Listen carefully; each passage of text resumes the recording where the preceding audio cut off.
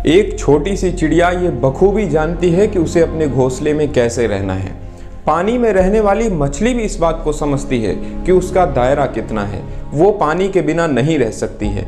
लेकिन इंसान इस बात को आज तक नहीं समझ पाया कि उसके लिए क्या ज़रूरी है।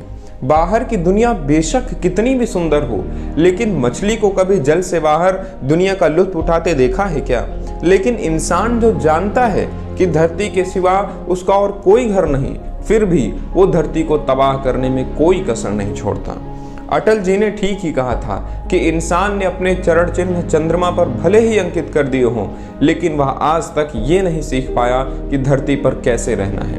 तभी तो जिस समय हजारों लोगों की जानें ऑक्सीजन के कमी के चलते चली गईं, उस समय हमारी सरकार अभूतपूर्व कदम उठाती है और सुनाती है फरमान 2,15,000 से भी ज्यादा पेड़ों को काटने का।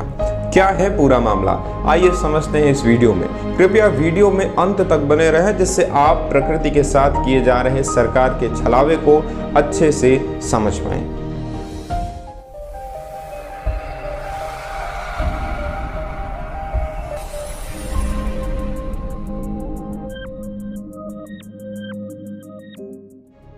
नमस्कार, जय हिंद। मैं हूं अक्षय प्रताप सिंह। स्वागत है हिंदी और हिंदुस्तान में।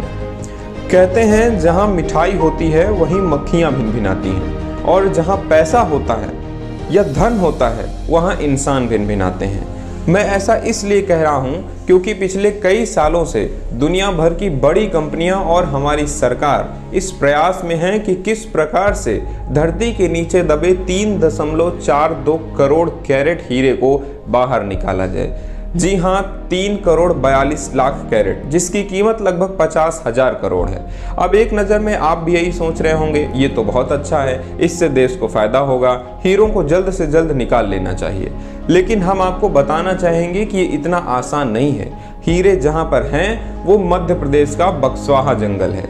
उन हीरों को हासिल करने के लिए 2.5 लाख से भी ज़्यादा पेड़ों को काटना होगा। ये तो पेड़ों का वह आंकड़ा है जो सरकार ने हमें बताया है। इसके अतिरिक्त बहुत सारे औषधि आदि के पेड़ होंगे जिन्हें इन आंकड़ों में शामिल ही नहीं किया गया होगा।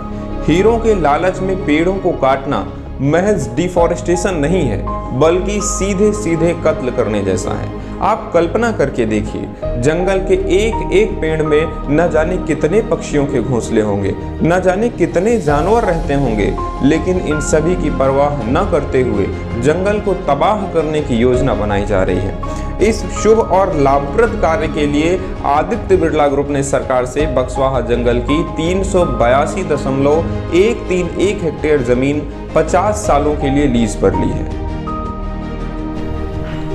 कोरोना काल में हाल ही का ऑक्सीजन संकट किसी से छिपा हुआ नहीं है, लेकिन उसके बाद भी ऐसा कृत्य करने की तैयारी है कि आने वाले कल में सभी को हजारों रुपए के ऑक्सीजन सिलेंडर खरीदकर पीठ में टांग कर सड़कों पर चलना पड़ेगा। और सिर्फ इतना ही नहीं, अनेकों लोगों के रोजगार जुड़े हैं इस जंगल से, जो अपनी रोजी रोटी के लिए पूर्णतः बक्सवाहा के जंगल पर आश्रित हैं। और उनका कहना है कि अगर यह जंगल ही नहीं रहेगा तो वह परिवार सहित भूखे मर जाएंगे।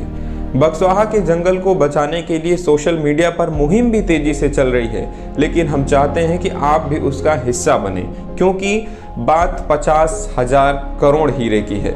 इतना आसान नहीं होगा सरकार को रोक पाना, लेकिन अगर आप सबका साथ मिलेगा तो हर मुश्किल को आसान बनाया जा सकता है। इंस्टाग्राम और ट्विटर पर आप हमें फॉलो कर सकते हैं, जिससे आपको जानकारी मिलती रहेगी कि किस तारीख को सोशल मीडिया पर कैसे इस मुद्दे को उठाना है।